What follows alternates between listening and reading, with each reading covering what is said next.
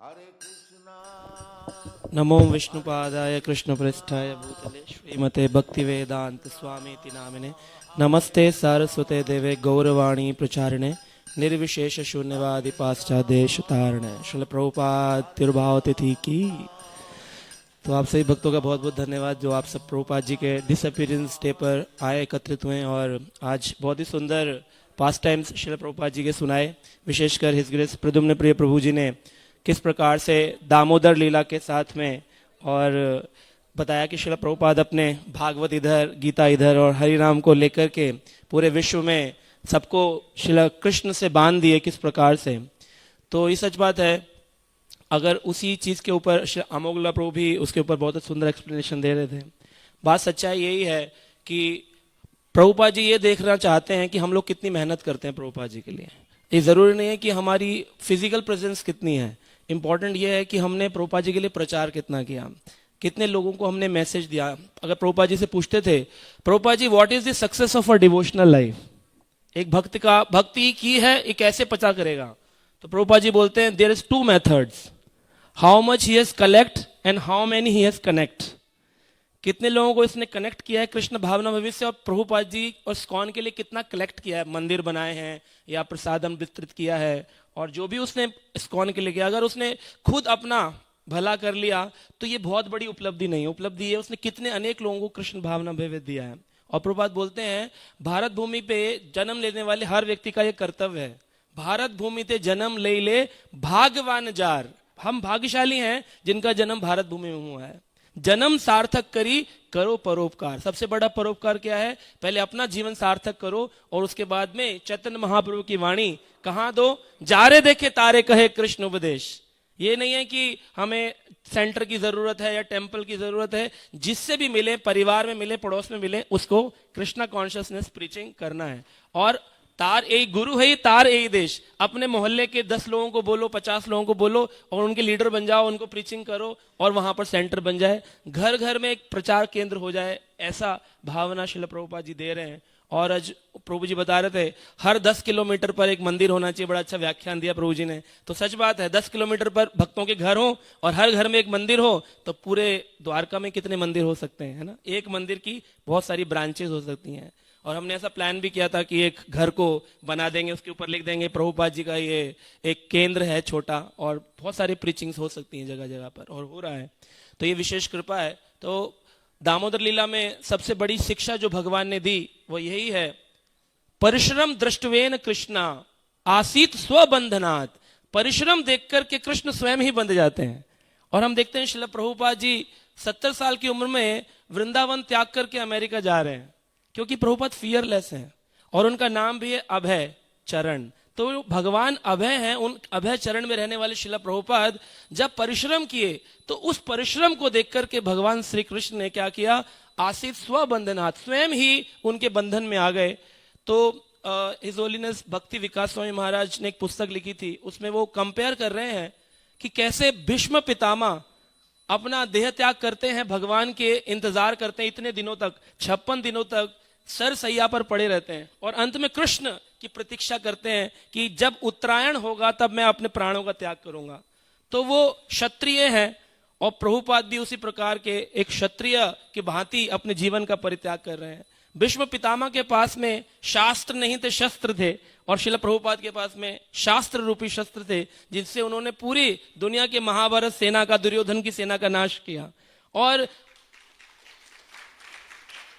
और अंत में हम देखते हैं कि स्वयं कृष्ण जो है वो प्रकट होते हैं भगवान भीष्म पितामह की इच्छा पर, इतना तो करना स्वामी जब प्राण तन से निकले, गोविंद नाम लेकर ये प्राण तन से निकले, है ना। तो अंत में भगवान श्री कृष्ण प्रकट हुए और श्रील प्रभुपाद जी के पास अंत में कौन प्रकट हुए, हरिनाम रूपी भगवान प्रकट हुए। और सारे भक्त कीर्तन कर रहे थे, हरे कृष्ण कृष्ण कृष्ण हरे हरे, हरे राम राम राम हरे हरे। तो ऐसा क्यों पाया, क्योंकि श्रील प्रभुपाद फियरलेस हैं। जो अन्य संस्था में भक्त हैं गौड़ीय वैष्णव, वो बताते हैं कि बहुत सारे लोग गए थे भक्ति सिद्धांत महाराज के डिसाइपल्स, जर्मनी, यूरोप, और वहां से एक जर्मन भक्त को ले आए थे जिसमें 3 लाख रुपए का खर्चा हुआ था, जाना आना उस जमाने में, और प्रीचिंग सेंटर खोलना, और 3 लाख रुपए खर्चा करके एक भक्त बना जर्मन। और वो भी जब आया इंडिया तो थोड़े दिनों बाद विलुप्त हो गया। लेकिन प्रभुपाद जी 40 रुपए लेकर के गए। हमेशा लोग बोलते 40 रुपए यानी $5 उस जमाने के हिसाब से, $5 लेके गए। लेकिन प्रभुपाद जी जब 1972 में वापिस आए, एक भी रुपया खर्च नहीं होता। प्रभुपाद कहते हैं मुझसे बड़ा बिजनेसमैन कोई नहीं है, 40 रुपए लेकर गया, बिना खर्चा किए 40 करोड़ बनाकर वापिस आया हूं। सो प्रभुपाद जी फियरलेस है। और हमें भी शास्त्र की शरण लेंगे ना तो आप घबराएंगे नहीं। घबराता वही व्यक्ति है जिसका भगवान पर फेथ जितना कम होता है, जितना शास्त्रों पर फेथ कम होता है। आप देखिए प्रभुपाद जी से लोग बोल रहे हैं कि प्रभुपाद जी आप कैसे बोल सकते हैं कृष्ण ही भगवान है? विष्णु से कृष्ण प्रकट होते हैं, हमने सुना है, आप कैसे बोलते कृष्ण ही भगवान है? तो बोलते हैं तुम गधा है इसलिए तुम्हारी समझ में नहीं आता। ऐसे बोल सकते हैं आप किसी से? बड़ा ही स्ट्रांग कन्विक्शन चाहिए अपने शास्त्र के ऊपर। बोले तुम गधा है इसलिए तुम्हारी समझ नहीं आता। तो बोले आप हमको गधा बोल रहे हैं, गधा बोलने से चेंज तो नहीं हो जाएगा? बोले अच्छा बताओ, पूर्व दिक से, पूर्व दिशा से सूरज उदय होता है, तो इसका क्या मतलब हो गया? पूर्व दिक उसका बाप हो गया। तो इस तरह की भाषा स्ट्रांग। और एक माता जी आती है मायापुर में मिलने के लिए प्रभुपाद जी से और कहती हैं आपके भक्तों को हम एकादशी पर प्रसाद खिलाना चाहते हैं। तो कह रहे हैं हम आपके घर का नहीं खाएंगे, हम तो ना मंदिर का ही खाएंगे। थोड़ा सिखाओ इन लोगों को कि हम लोग भी हिंदुस्तानी हैं, हम लोग भी काशी जानते हैं, साधु को भाव करना जानते हैं।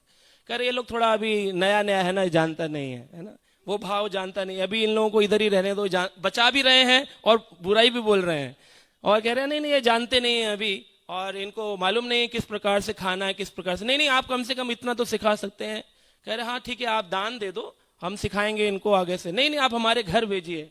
बोले नहीं हम आपके घर जाएगा तो खुद कुकिंग करेगा, थोड़ा कथा करेगा, कीर्तन करेगा, तब चलेगा। बोले हाँ जो कुछ भी हमारे घर तो आए रे। तो प्रीचिंग सेंटर खुलवा दिया वो माता जी के घर में, कुकिंग हो रही है, कीर्तन हो रहा है, प्रचार हो रहा है। तो प्रभुपाद बड़े ही फियरलेस तरीके से प्रचार करते हैं। और ऐसा नहीं कि 70 साल पे अचानक से चेतना जागृत हुई, पूरा जीवन तपस्या करी। शुरुआत से प्रभुपाद बड़े कन्विक्शन में है अपने शास्त्रों को, अपने प्रोसीजर, अपने मॉर्निंग प्रोग्राम, इवनिंग प्रोग्राम।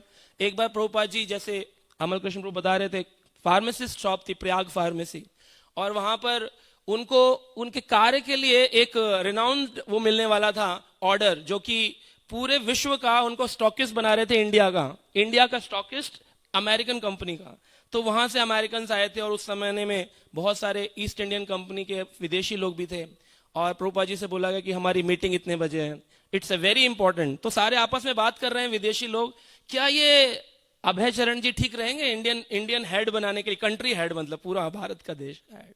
तो बोले हाँ बहुत अच्छे हैं, बहुत अच्छा भाव है, बड़े विनम्र हैं, बड़े सॉफ्ट हैं, बड़े ऑनेस्ट हैं, और एक स्पिरिचुअल व्यक्ति भी हैं। अच्छा तो आते हैं, मीटिंग चालू होती है, मीटिंग चलते चलते शाम के 5 बज जाते हैं और अभी डिसीजन ही चल रहा है। और फिर धीरे धीरे देखते हैं कि 6 बज गए। तो प्रभुपाद जी घड़ी देखते हैं और कहते हैं, उनका जो हेड होता है कहता है अभी मीटिंग में हमें और थोड़े कुछ डिस्कशन करने हैं, चलिए क्लब हाउस चलते हैं और वहां पर डिस्कशन होगा। तो प्रभुपाद जी कहते हैं सॉरी मैं नहीं आ पाऊंगा।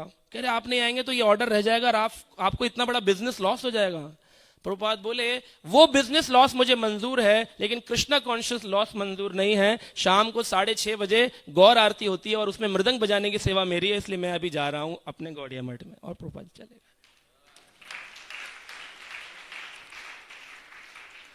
ऐसी दृढ़ता अपनी सेवा अपने के प्रति प्रभुपाद जी से सीखने वाली है और भय रहित है, इसी वजह से ऐसा कर पाए।